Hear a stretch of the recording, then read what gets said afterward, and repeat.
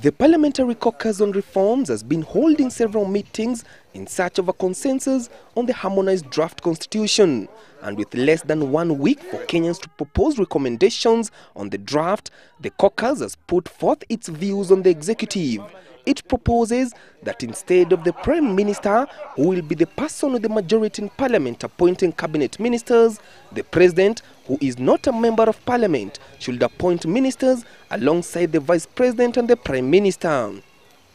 We do not want to see issues of conflict if they should arise. So there should be a very clear hierarchy on what is happening. However, they are all in consensus on the duties of the President, the Prime Minister and the Cabinet.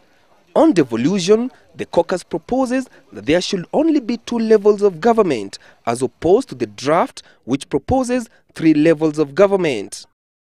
We believe that the functions of the regional government can be reallocated to the county government.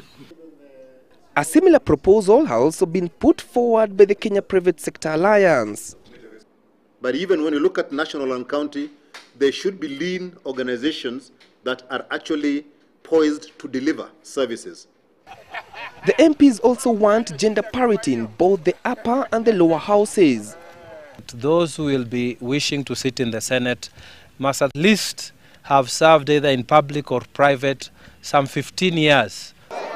On his part, Agriculture Minister William Ruto was optimistic that come next week, MPs should have come to a consensus on the harmonized draft constitution.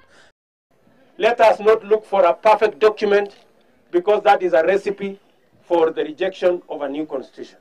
These being some of the strong recommendations arrived at by the caucus, much will still be expected, since the Parliamentary Caucus will be expected to convince their colleagues and adopt the recommendations before the draft is tabled in Parliament for debate.